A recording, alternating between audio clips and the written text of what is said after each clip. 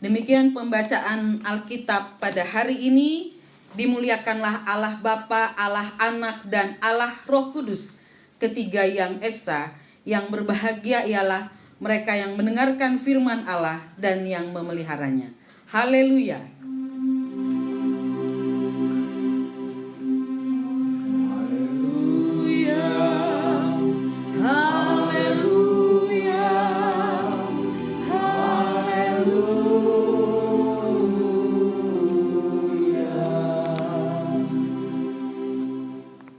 Ya, dalam kumpulan Mazmur kita akan baca di situ ada Mazmur-Mazmur yang disebut dengan keterangannya nyanyian ziarah.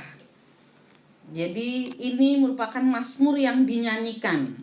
Tadi saya sudah baca, rupanya ayat 1, ayat 2 itu merupakan bagian daripada refnya kalau dalam sebuah lagu.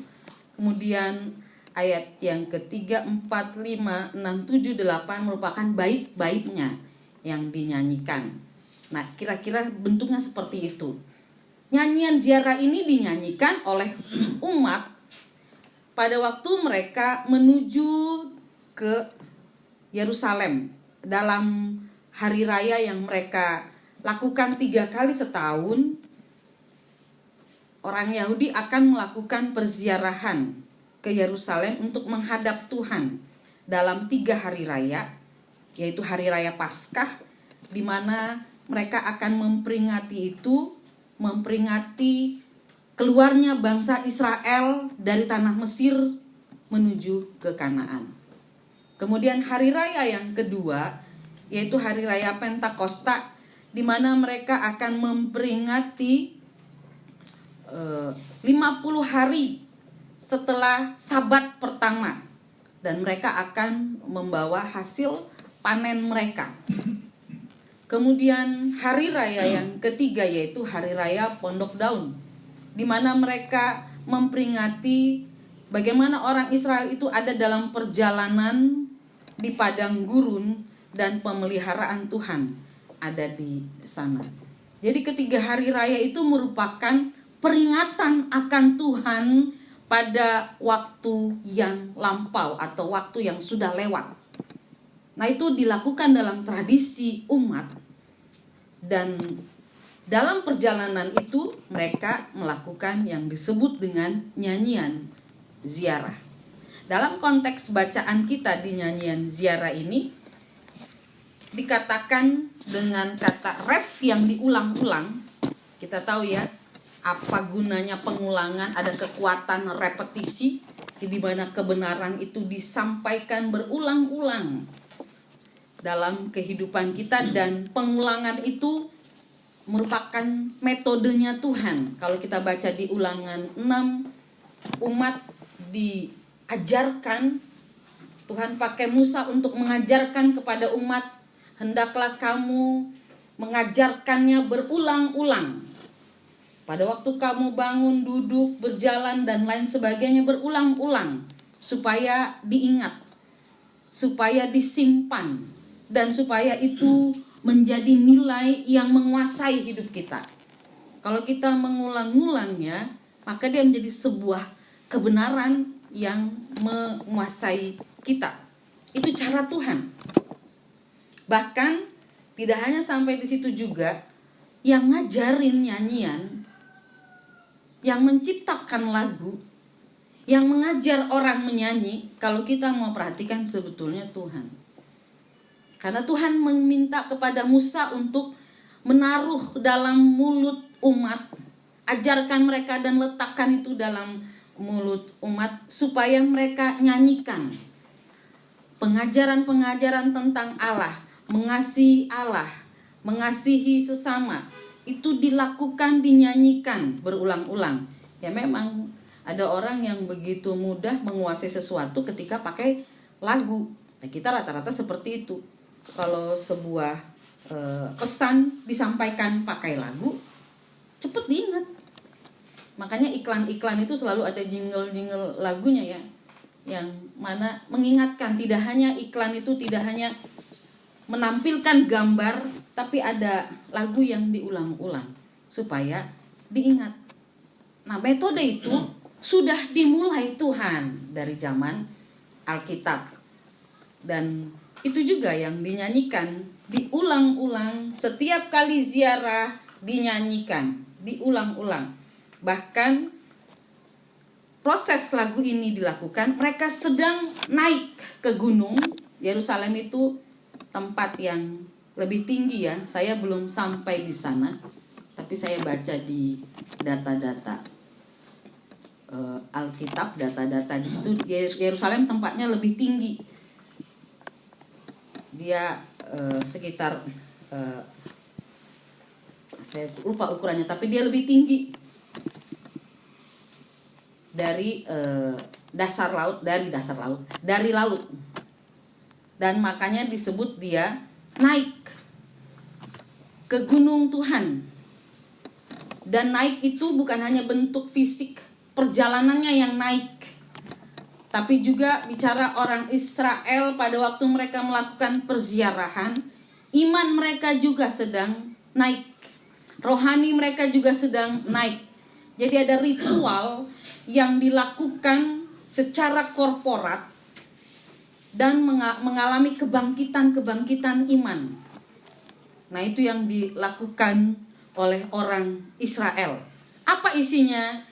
Di situ dikatakan, jikalau bukan Tuhan yang memihak kepada kita, maka 3, 4, 5, 6, 7, 8 itu yang menjadi alasan mereka mengatakan jikalau bukan Tuhan.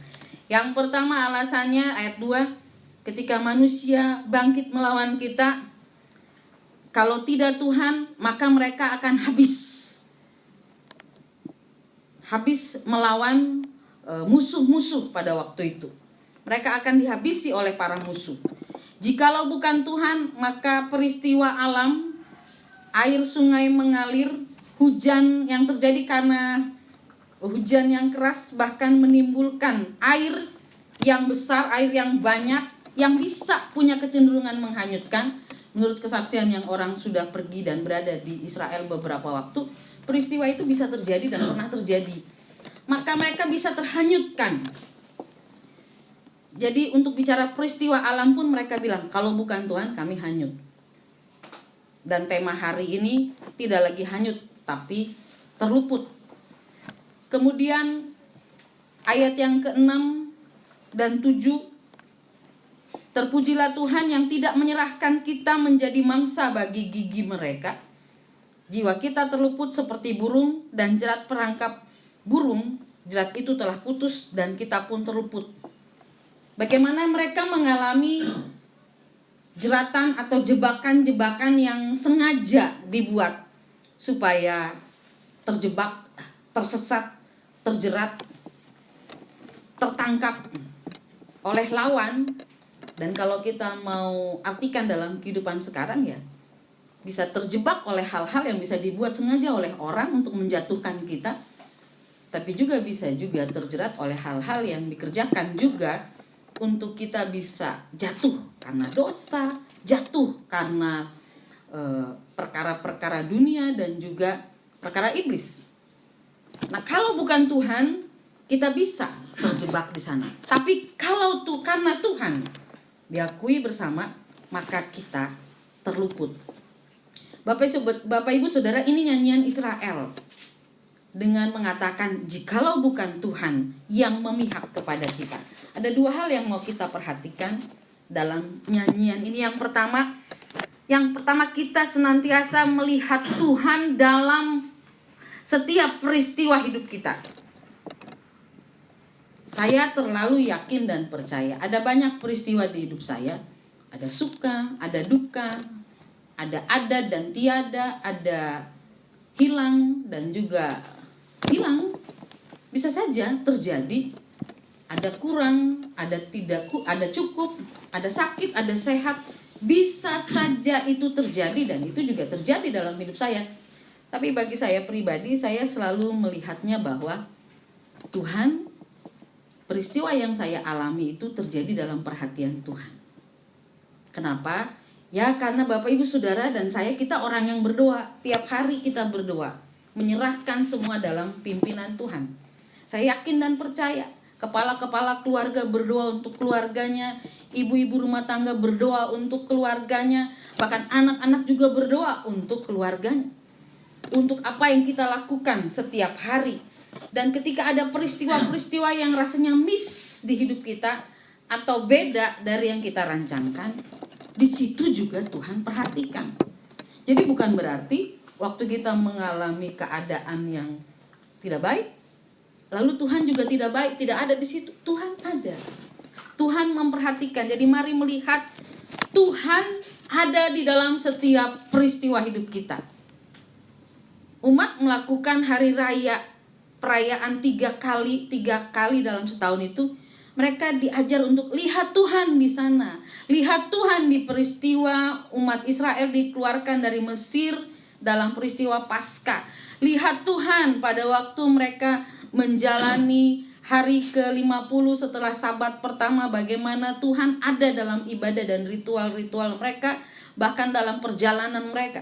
Lihat Tuhan ketika mereka melakukan atau merayakan hari Pondok Daun, di mana mereka bikin rumah-rumah kecil atau pondok, dan mereka mengingat bagaimana mereka ada di padang gurun, nggak pakai AC. Kalau kita pakai AC ya, zaman sekarang ada kesejukan.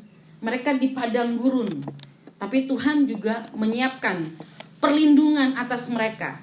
Kita punya kipas angin, kita punya AC. Mereka nggak punya AC waktu itu, tapi tiang awan melindungi mereka. Pada waktu siang mereka tidak kepanasan. Saya baru ada di lapangan di Tanjung Priok ini aja, siang-siang saya sudah kepanasan. Apalagi kalau itu di padang gurun. Tapi perlindungan Tuhan ada. Mereka dilindungi Tuhan dan mereka mengingat Tuhan.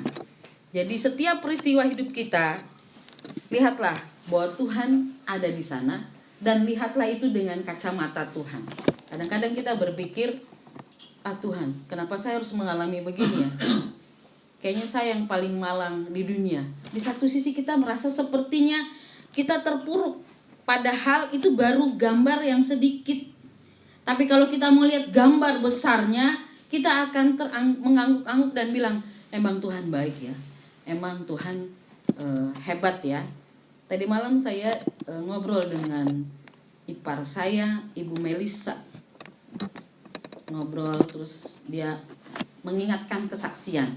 Saya pinjam ya kesaksiannya ya Ibu Melisa, minta izin.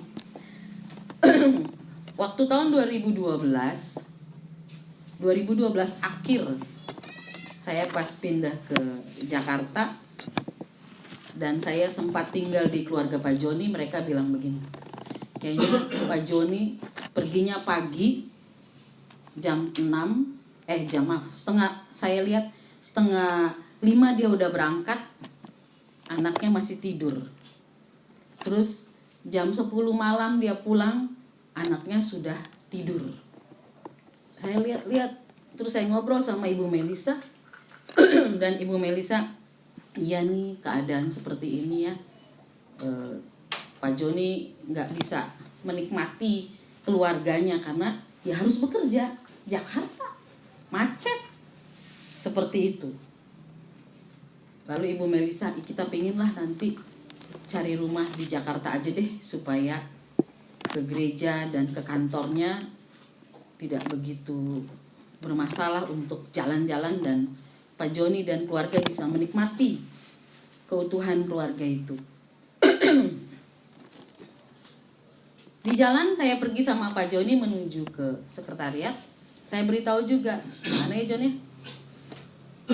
Perginya pagi, anaknya masih tidur. Pulangnya malam, anaknya sudah tidur. Joen waktu itu masih kecil. Iya, dia pergi kantor, saya ke sekretariat. Jam 3 saya ingat dia telepon. Nah, wah gawat nih. Kenapa? Kantor suruh saya mutasi ke Bali. Saya bilang, bagus. Jadi keputusan itu membuat Pak Joni dan Ibu Melisa itu gelisah, gundah gulana. Kenapa? Apalagi Pak Joni, dia nggak pernah merantau gitu, keluar dari Jakarta, di Jakarta terus. mereka gelisah. Dan menurut pengakuan Ibu Melisa, ya memang awalnya kenapa seperti kayak dibuang di Bali, kayak jauh dari semua orang tua, jauh semua. Tapi begitu saya cuti dan saya pergi ke Bali, saya lihat situasinya berbeda. Pagi-pagi Pak Joni dan istri bisa menikmati sarapan bersama, dan Pak Joni bisa antar anaknya sekolah. Lalu jam 12 dia bisa jemput anaknya sekolah. Lalu Pak Joni bisa makan siang di rumah. Lalu kemudian jam 5 sore Pak Joni sudah pulang. Dan saya beritahu bahwa ini jawaban Tuhan. Memang rasanya tidak enak pindah keluar dari sebuah kenyamanan yang sudah kita alami. Tapi ketika kita gelisah dan meminta kepada Tuhan, Tuhan lakukan sesuatu. Mutasi Bali 5 tahun. Yang terpenting di situ bukan soal pekerjaan, bukan soal rumah, tapi relasi Pak Joni, istri dan anaknya itu Tuhan berikan kesempatan. Awalnya memang berpikir kami dibuang dan jauh. Tapi ketika melihat gambarnya lebih luas lagi, ketika melihat waktu itu sudah berjalan, oh pantesan ya, memang Tuhan itu hebat. Jadi kadang-kadang kita seperti diinterupsi Tuhan di tengah jalan. Kadang-kadang kita seperti dihentikan langkah kita atau dibelokkan Tuhan. Sepertinya kita dibawa pada sesuatu yang tidak sesuai dengan rancangan-rancangan hidup kita. Tapi jalanilah karena gambar Allah itu indah. Israel merasa mereka juga diinterupsi sedang ada di Mesir. Sepertinya mereka langsung diinterupsi lalu dibawa keluar dari Mesir. Mereka harus jalani perjalanan padang gurun yang gak biasa dan gak nyaman. Tapi ketika melihat gambar yang besar dari keluar Mesir, padang gurun sampai ke Kanaan, bagaimana mereka masuk dalam tanah perjanjian, makanya mereka katakan, jikalau bukan Tuhan yang berpihak kepada kami. Ada pertolongan Tuhan di semua perjalanan. Ada gambar Tuhan yang indah untuk setiap orang, untuk setiap keluarga. Percayalah itu. Rancangan Tuhan itu mendatangkan damai sejahtera. Ada amin? Amin. Yang kedua yang mau kita lihat yaitu, lihatlah bahwa Allah itu berpihak pada kita. Jikalau bukan Tuhan yang memihak kepada kita, maka mereka akan mengalami kehanyutan, mereka akan mengalami ditelan oleh musuh hidup-hidup, itu yang mereka katakan. Di sini ada keberpihakan Allah pada kita. Bagi saya hal yang lebih indah adalah di mana Allah berpihak pada saya. Artinya Allah berkenan dengan saya, Allah ada membela saya, Allah menuntun saya, dan itu yang terindah. Sekalipun saya harus menghadapi segala macam masalah dan tantangan, saya punya ketenangan yang paling luar biasa, yaitu Allah ada bersama saya. Allah berpihak kepada saya. Allah berjalan dengan saya. Jadi itu yang juga menjadi kekuatan. Gak ada di hidup kita yang orang jalannya lurus saja. Semua pasti mengalami naik turunnya. Masalah, naik turunnya kehidupan. Semua pasti ada mengalami hal seperti itu. Dan lihatlah bahwa ketika kita turun atau kita naik dengan segala situasi kita, Allah berpihak kepada kita. Amin. Jadi jangan pernah takut. Serahkanlah kepada Tuhan segala yang kita lakukan, dan lihatlah, bukan hanya gambar yang bagus, yang besar, yang Tuhan sedang rancang. Seperti seorang ibu yang sedang membuat streaming renda, depannya bagus tapi belakangnya gak bagus karena penuh dengan lekukan-lekukan benang-benang yang di belakang. Tapi begitu melihat dari depan, wah indah sekali. Nah, kita selalu bersyukur setelah kita melihat indahnya.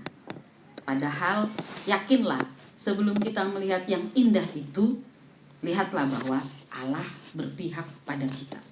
Dan kita akan menjalani atau mendapat yang indah yang dari Tuhan.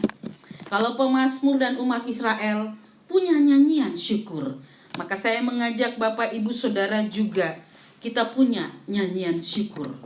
Keluarga-keluarga kita punya nyanyian syukur kepada Tuhan. Seperti Israel mengingat Tuhan dengan nyanyian syukur. Kalau kita bilang, jikalau bukan Tuhan yang memihak kepada kita, maka nyatakanlah syukur.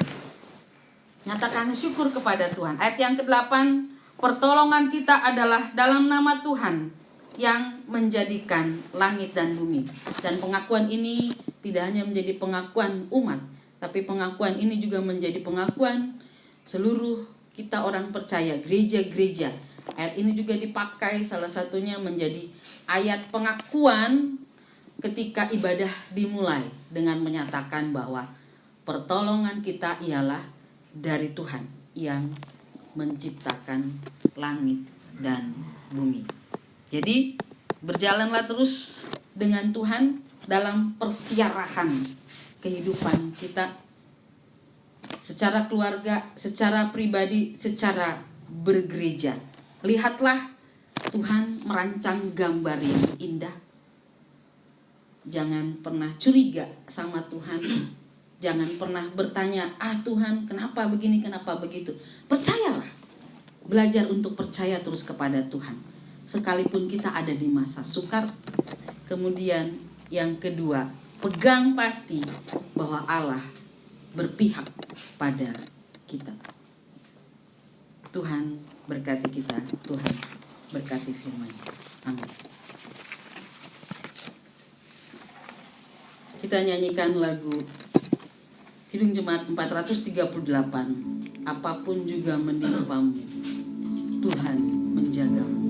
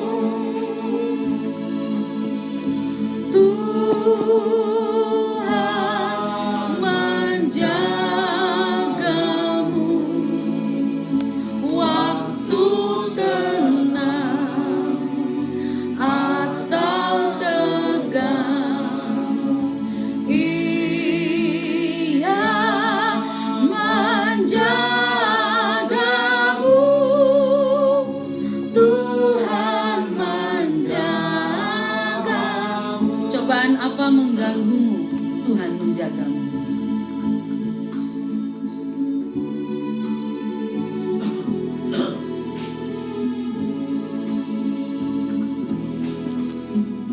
Cobaan apa mengganggumu,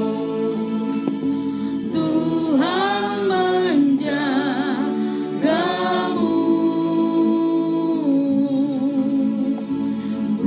Buatlah Yesus sandaramu,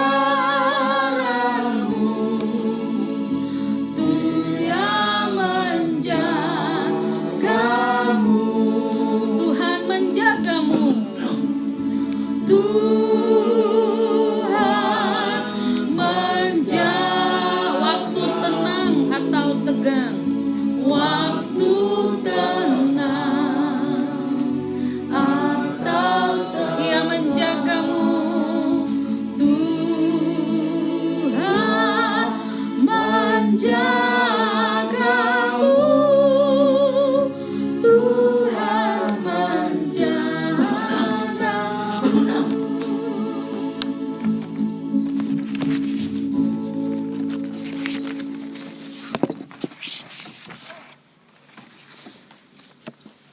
Baik Bapak Ibu, barangkali ada di antara Bapak Ibu yang mau menyaksikan kasih Tuhan, kami beri kesempatan. Kalau ada, mohon tepuk tangan.